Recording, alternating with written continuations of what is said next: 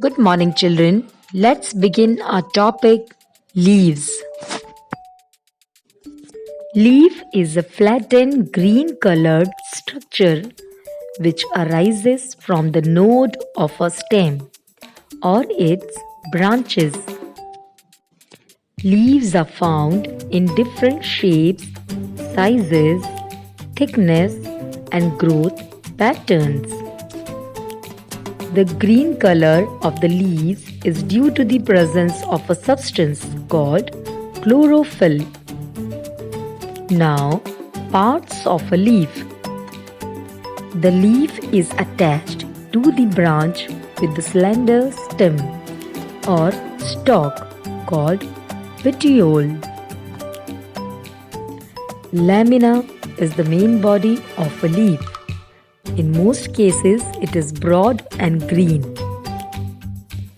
The tip of the leaf is called leaf apex, while its outline is called leaf margin. Midrib is a thick vein which runs from the base of the leaf to its tip. A number of thin narrow veins arises from the base of the leaf as well as the midrib. Midrib and veins help in transporting water and minerals to every part of the leaf. Let's discuss about venation in leaves. The pattern formed by the veins in a leaf is called leaf venation. There are two kinds of venation. Number 1, reticulate venation. When the veins form a network on both sides of the midrib of a leaf, it is called reticulate venation. Leaves of peepal, cabbage and lemon show reticulate venation. Number 2, parallel venation. When the veins of a leaf run parallel to one another, it is called parallel venation. Leaves of grass, wheat and banana show parallel venation. Now, functions of leaves. Leaves carry out the process of photosynthesis.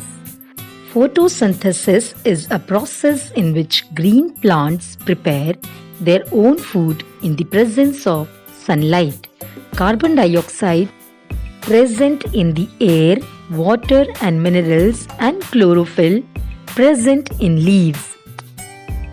Next is transpiration. Extra water from the plant body is released by the leaves through stomata. This process is called transpiration. It cools the surface of the leaves which are heated up by the sun. Now, modifications of leaves. In some plants like pea or glorissa, the upper leaflets are modified into tendrils. It coils around the neighboring objects to give support to the plant. In cactus, leaves are modified into spines so as to reduce the loss of water from the leaves. These spines also protect the plants from being eaten away by the grazing animals. Thank you.